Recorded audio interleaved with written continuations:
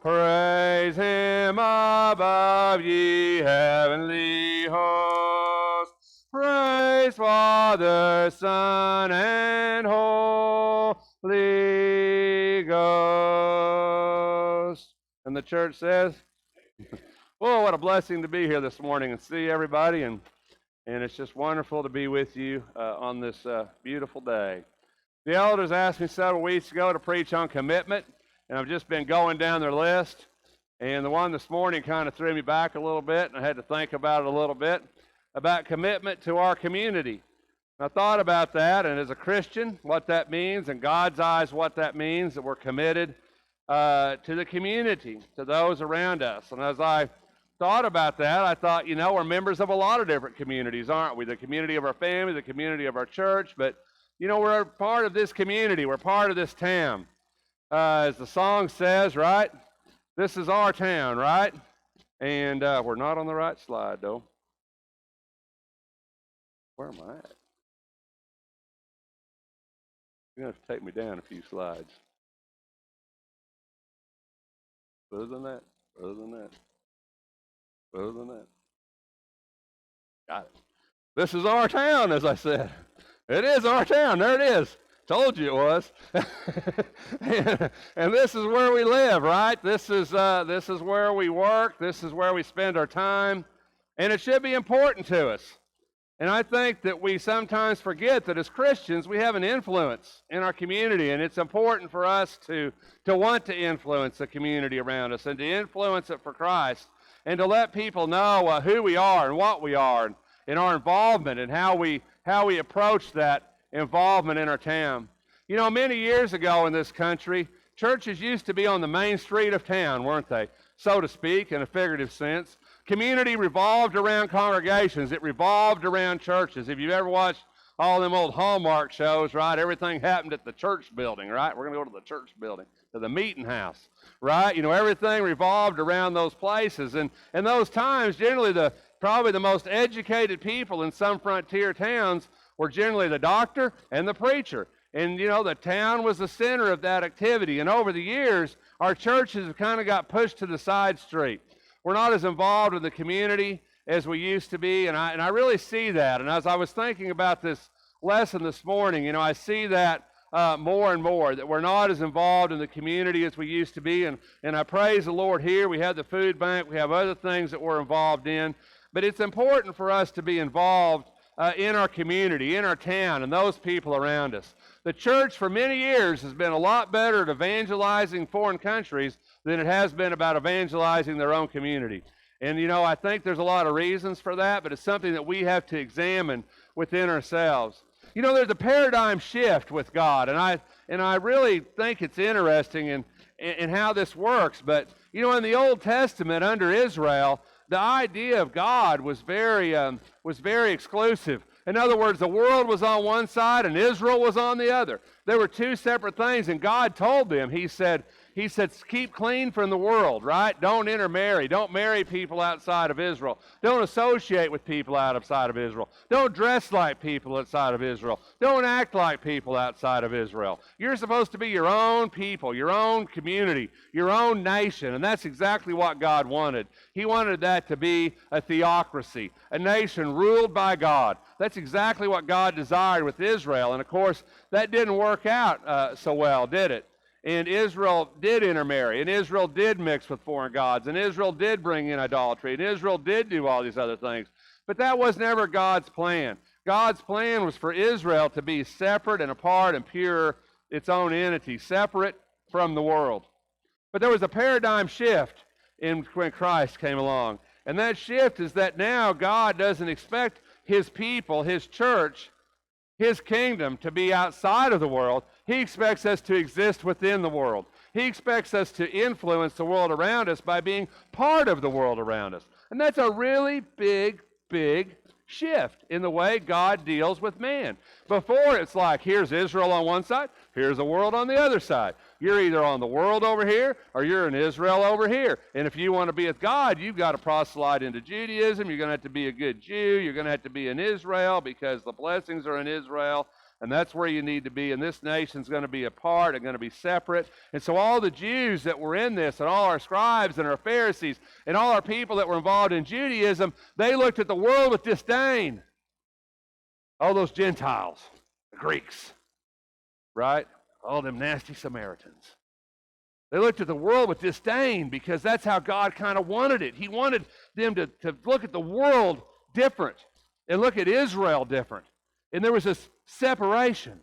And then when Christ came along and Christ said, oh, well, I'm going to go eat with these, as the Jews, I'm going to eat with these sinners and eat with these publicans. And I'm going to go mix in with these people of the world. And the Jews were like, oh, you can't do that because you're Jesus. And you're supposed to be a Jewish Savior, a Jewish Messiah, and a good Jew would never do these things. And yet Jesus says, who did I come to save? Right? It's the sick who need a physician. Who did I come to save? Who did I come to minister to? Who did I come to see? And the Jews were furious with that, beside themselves. Why would you do that? You've got to be clean. You've got to be separate. The way to be clean is to be separate from everything else. Isn't that the story of the Good Samaritan, right? When they go behind the guys on the road and they didn't stop to help him. Why? Because they would have been unclean. The idea was to stay away from anything that was bad. Stay away from anything that was unclean. Don't be associated with those things. And all of a sudden, Jesus come along, and Jesus is like, no, that's not how we're going to be anymore. And I thought, man, that had to be hard for a Jew to wrap their head around that, didn't it? That had to be, that's a huge thing. All of a sudden for Jesus to come along and say, oh, guess what? And then Peter comes along, goes to the household of Cornelius, and Paul goes to the Gentiles. And all these Jews are still over here saying, oh, we're supposed to be separate. We're supposed to be apart. We're supposed to be different. And Paul's over here saying, oh, I'm becoming all things to all men so that I can save some. And it's a shift, huge shift in the way God deals with man, the way God deals with his people. In a lot of churches today, a lot of people in Christianity, and I use that word maybe a little loosely, Christendom, let's use that word, they still kind of have that idea that, the church is on one side and the world's on the other.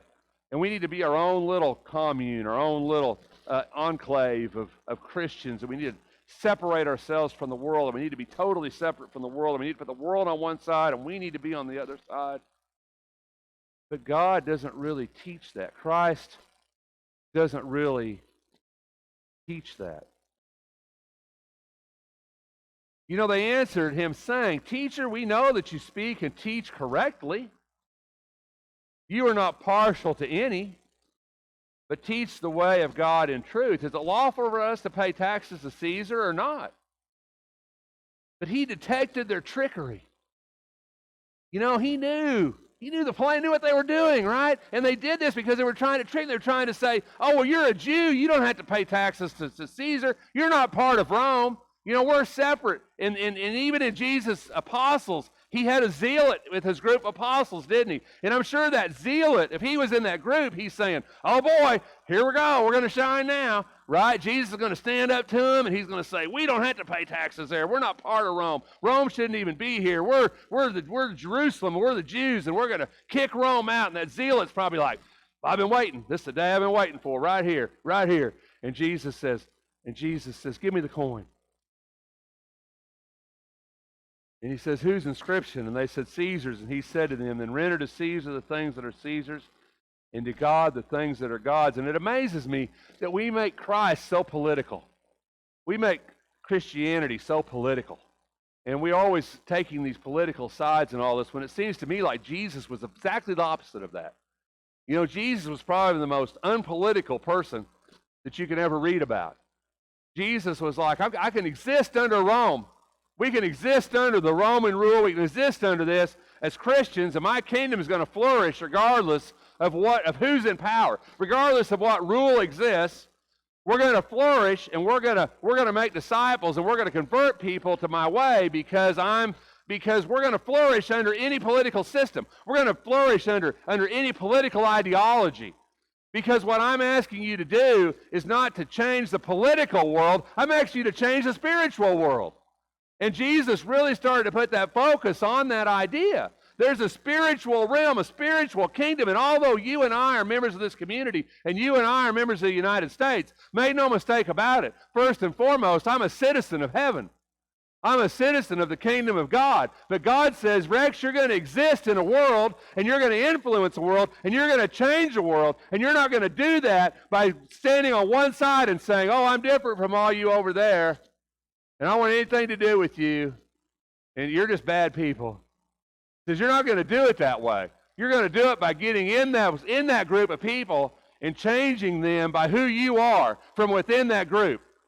Jesus says, I can change Romans into Christians, but I'm not going to do it by telling them how wrong they are and telling them the Roman system's wrong. I'm going to do it by being a good Christian inside of a Roman society. And I know Christ really wasn't a Christian. Don't get me wrong with this. It's an example. But he said, I'm going to do it by my influence within that society. And so now there's Christians all over the world and communities all over the world, and some communities like here that are a great place to be with friendly people, and some communities in the world that are ruled by Muslims or ruled by people who are contrary to Christianity. And those Christians are existing all over the world today, this morning, and they're influencing the community they live in by being part of that community. And brother, that's exactly what God calls us to do. He asks us to be committed to influencing our community by being part of this community. Not by being separate from it, but by being a part of it.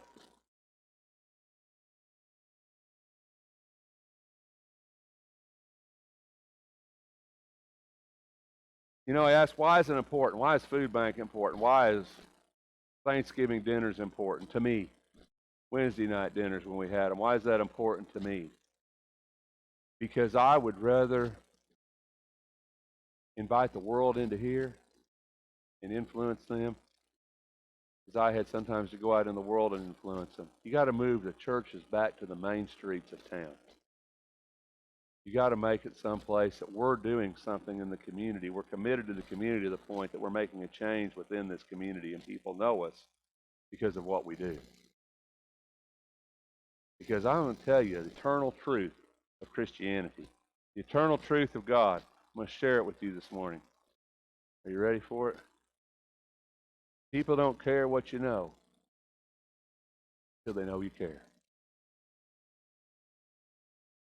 Why should you be part of a community? Why should you be committed to your community? Because people don't care what you know until they know you care.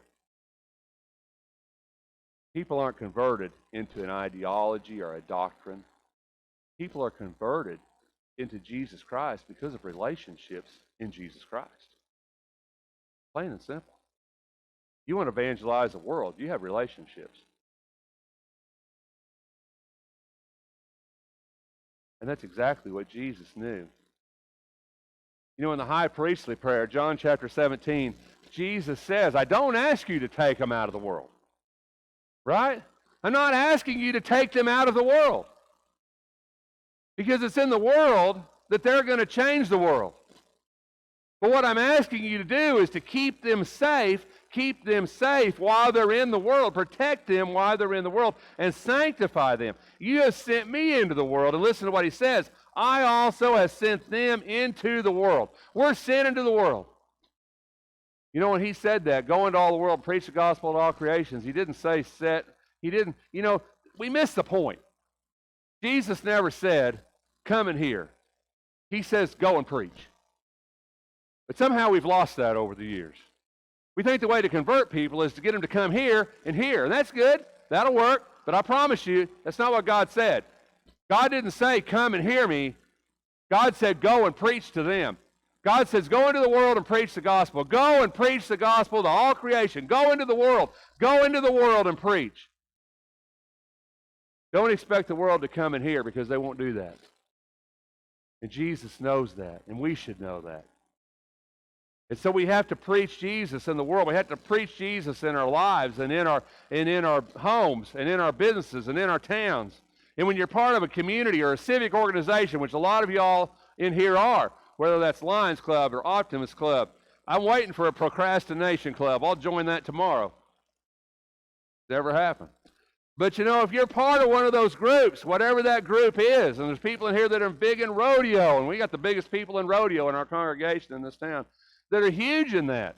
Are they carrying Christ into that? And I can absolutely tell you, a lot of our people do. They're carrying God into that. They're carrying God into those other relationships that they have and the organizations that they have. And they're holding Christ up in that because that's exactly what God told us to do. In the Sermon on the Mount, when he says, you are the salt and you are the light, that's exactly what he meant. And Buck preached us a little sermon on that, or a little devo about that the other night. But I promise you, there's a lot to this.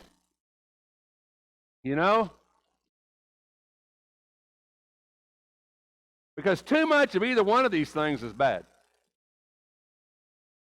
Just saying. My wife, she uses onion powder on cheeseburgers. They're the best cheeseburgers on earth. Puts the onion powder in there, mixes it in. Man, them things are so good.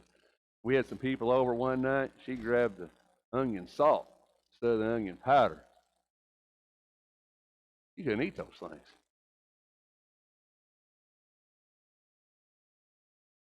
I mean,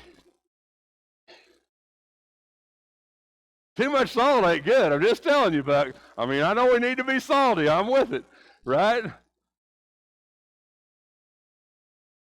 Because why? Because these are things that complement things. They're not a meal. Nobody would sit down and say, give me a bowl of salt. Who would do that? Right? Nobody would do that. Because they're good, and they do great things because they flavor and they season and they add, and you know if they're not there. But the truth is, by themselves, they don't work either.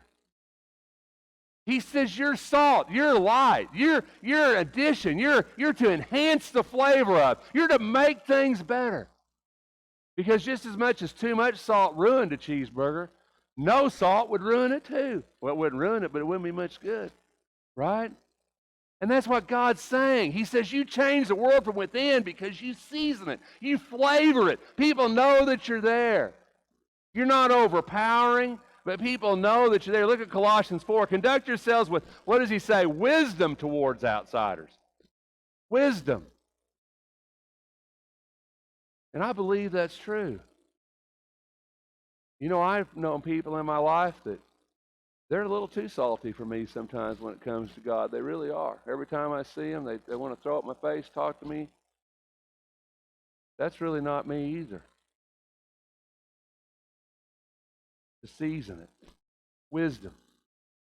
How do people perceive us? How do they take us? How do they take your faith, your Christianity? Making the most of the opportunity. Sometimes the most of an opportunity isn't being brash or forceful or throwing Christ in the face of someone.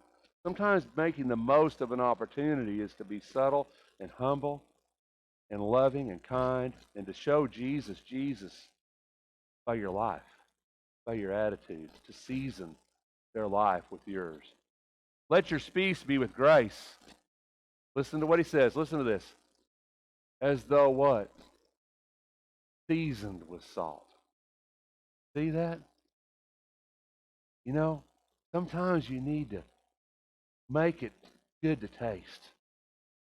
If you want people to be interested in Jesus, make him sweet taste. Am I right? People don't want to see this judgmental. Sometimes people want God to be sweet. That he loves you and that he cares for you and that he's kind and that you exemplify that to those around you. Your salt flavors whatever organization or whatever community you're in. The town's better because you're in it. People don't look at you and go, where's that old judgmental guy? There's that guy. They say, there's a very loving, there's a very forgiving, there's a very kind individual. There's somebody I want to know. There's somebody I want to be like. There's somebody I want to have in my group. That's how we get people to Jesus. By relationships, by flavor, by seasoning, by showing people that Jesus makes life sweeter and better, and that we're better people because he's in our lives. You see, that's what God means. And when you get down to this, hand me the light, right?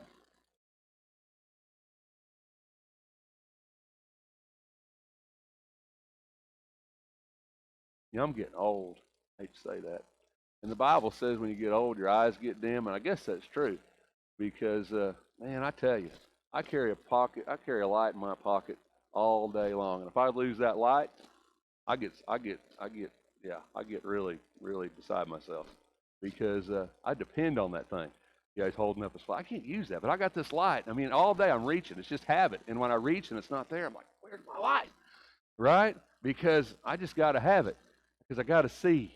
And you know, that light, that's what we should be to the world. Yeah, we should be.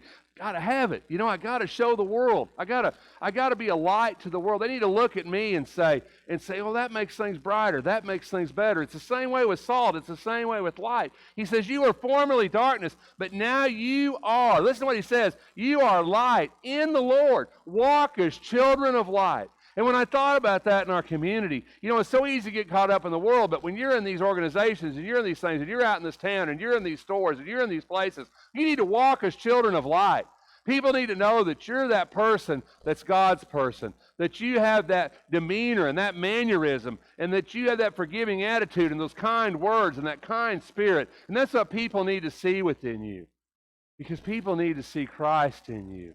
And if we're committed to our community, we're committed to holding up Jesus to them in the best possible way that we can. And I'm telling you, that's so important for us to be that way. You know, 1 Thessalonians 4 is one of my favorite passages because to me, I always call it the working man's verse of the Bible. I did a funeral. Many of you know the guy, Richard Barron, you know. I don't know if any of you know Richard or not, but anyway. But I did his funeral years ago, and and when I was doing that, his wife came to me and she goes, I found his Bible, and he was a truck driver his whole life, and I knew him for years and years. And his wife came to me and she says, I found his Bible beside his chair, and he had his page was marked for this particular passage. I never looked at this passage much. This was several years ago. And I come and I took his Bible, opened up, it's 1 Thessalonians 4, and the part he had highlighted was this part right here. And I'm thinking, you know, here's a guy that worked his whole life, drove a truck his whole life. He never was a problem to anybody. And in this verse, he found comfort. And I thought about this verse a lot, and I always say it's just the working man's verse of the Bible. It describes so many of us, you know, people who just want to do their job and don't want to be a problem and just want to not be a burden to society and be a help to their family, be a help to their community. And that's really, and people say, well, they're never going to build a statue of me on Main Street. And that's true. And that's okay, you know. They're never going to give me an accolade or put my plaque on the wall. They're never going to do any of those things. And God doesn't require that of us. But what God does require of us is for us to influence the people around us in our community by the life that we live. And this verse exemplifies this. Paul says, make it to your vision to lead a quiet life and attend to your own business and work with your own hands. Just as we command you, so that you will behave properly. This is what he says, properly towards outsiders and not be in any need. You know what Paul's saying? He says, be a good member of your community. Be a person who works, who doesn't cause trouble, who people look up to, who's able to take care of ourselves enough that we can take care of other people too and help other people too. You know what Jesus is saying, what Paul's saying? He says there's no shame. Matter of fact, there's honor in being a normal, hardworking, good person. And sometimes we forget that with God, don't we? We think we got to be the person that does the amazing thing or has the faith that moves a mountain or we need to stop the mouth of a lion. And yet, you know, Paul says that he desires our what? He desires our what? Our reasonable service. Reasonable service. He desires us to be the best Christian we can be in our life. Touch the lives of those around us, to touch the lives of our community, our neighbors, our friends, our family. Be a positive influence in a negative world. If you're that person, then you're this person. And there's honor with God in that. There's glory with God in that. And I always love that verse because it says, you know what? I can be a good Christian person live a Christian life, and I can die knowing that I was what God wanted me to be. I could be an influence of those people around me. And I think about that truck driver getting comfort in this verse because it described his life. And I think maybe it describes the lives, hopefully, of a lot of us in here. The influence of your life. The influence of your life. Doesn't mean you got to go to Guyana or wherever, Romania, and be a missionary. And sometimes it means all you got to do is save your family. All you got to do is save your neighbor. All you got to do is be that person that makes a difference. To be committed to this community. Paul says, to the Jews I became as a Jew, so that I might win Jews. To those who are under the law, as under the law, though not being myself under the law, so that I might win those who are under the law. To those who are without law, as without law, though not being without the law of God, but under the law of Christ, so that I might win those who are without the law. To the weak I became weak, that I might win the weak. I have become all things to all men, so that I may, by all means, save some. You know, when you walk out of this building and you go into your community, whatever that may be, the community of your job, the workplace, the community of your school, the community of your family, the community of your town, what Jesus tells you, what Jesus tells me is, take Jesus with you.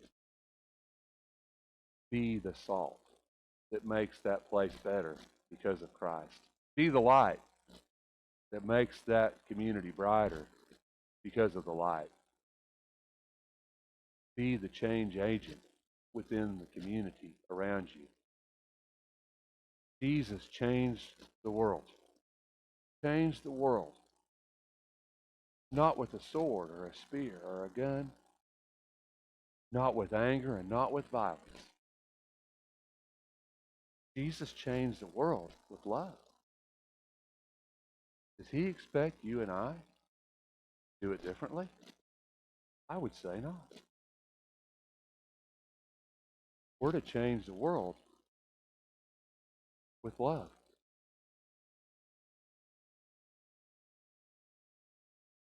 This town might not be the best town. Matter of fact, I'm pretty sure it ain't. Might not be the biggest town. Pretty sure it ain't. Probably ain't the smallest town. This town might be average, might be above average, might be below average. I'm sure that you can go down this main street and these roads and find 1,000 things wrong with it. I'm sure you can find things wrong with a lot of the people who live here. But it's my town. And it's your town. And the only way that it's going to be a better town is for us to carry Jesus out into it and make it a better town. Other than that, it's always kind of going to be the town that it is right now. You can be the difference within that. Be committed to our community and to be committed to saving our community. Isn't that what Jesus told us to do? I'm not asking you to take them out of the world. Sometimes in my little brain, I think that would be so nice, just to have a town of Christians and put big gates and fences and lock us all in there and not have any police officers and any of that stuff, that we could just all get along and live in harmony. But as much as that appeals to me at times, I know that Jesus called us to be part of this world, not apart from this world, and to change this world by bringing him into it. And the only way that we can do that is by being in it. So this week, carry Jesus wherever you go and make the world see the sweetness of Christ. And you will change the community around you for the better. If there's any way we can help you today, if you need the prayers of this church, if we can assist you in any way, won't you let it be known while we stand and sing.